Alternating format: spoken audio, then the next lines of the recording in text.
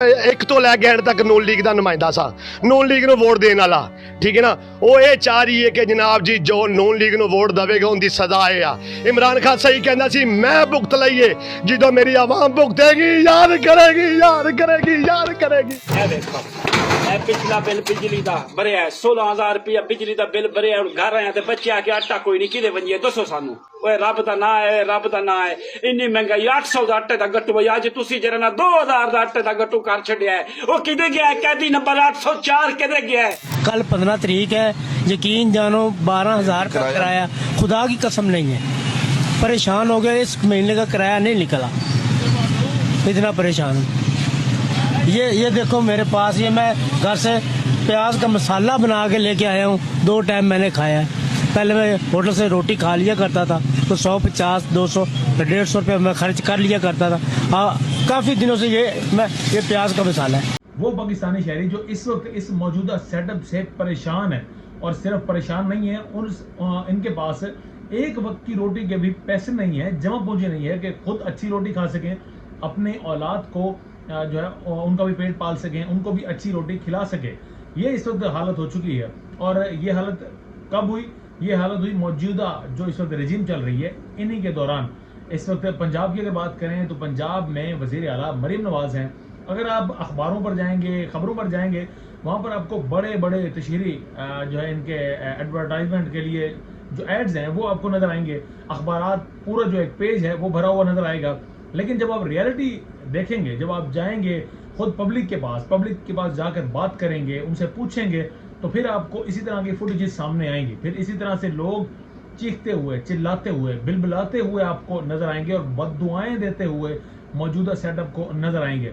मौजूदा सेटअप के मुताबिक ये जो हुकूमत है, मैं मौजूदा सेटअप में तमाम को ही उसमें शामिल करूंगा। उसमें मरीम नवाज़ भी शामिल हैं और उसमें ख़ास तौर पर वज़ीर आज़म शहबाज शरीफ भी शामिल है, उसमें पीपी भी उसी तरह से इन्वॉल्व है।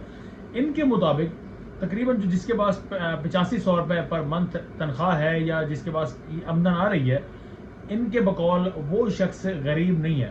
अब अगर 8500 की बात करें, सबसे पहले तो इनके अपने इसी नैरेटिव में मैं इनको तोड़ने की, इनको जो है जवाब देने की कोशिश करूंगा। किसी भी नॉर्मल पर्सन के पास चले जाएं और उससे आप वहाँ पर एक चीज़ तलब करें, उसे कहें कि अपने बिजली का बिल मुझे ला कर दें, और बिजली का बिल जितना होगा वो फिर आप जब देखेंगे कि इस बंदे ने बिजली का बिल भी अदा करना है और उसके बावजूद हुकूमत कह रही है कि ये गरीब नहीं है, ये क्यों करो और कैसे हो सकता है। मैं खुद जिसने 100 या 102 के करीब यूनिट कंज्यूम किए और फिर मुझे बिल कितना आया, तकरीबन 2200 रुपये नाज़रीन किराम। तो ये तो अभी मेरी बात है, लेकिन अब आप गरीब के पास जाएं जिसके पास चाहे एक पंखा हो, एक लाइट हो, उसके बावजूद भी फिक्स चार्जेस की मद में जो ठुकाई उसकी हो रही होगी वहाँ पर, वो इस वक्त आप लोग भी देख चुके हैं पहले। और यही चीज़ है जो उसको परेशान कर रही है। और ये फिक्स चार्जेस क्या हैं?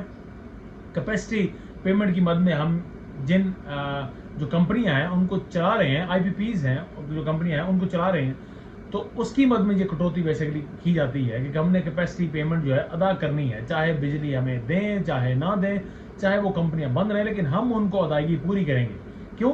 क्योंकि उसमें भी बड़े बड़े आपको नाम मिलेंगे। उसमें आपको शहबाज शरीफ के अपने साहिबजादे के नाम पर एक IPP कंपनी मिलेगी। इसी तरह से काफ़ी ऐसे लोग हैं जो कि लिंक्ड हैं PMLN से, खास तौर पर PP से, और इसी वजह से आज तक वो मुआहदे उसी तरह से बहाल हैं। तो ये तो सिर्फ वापडा की बात हो गई।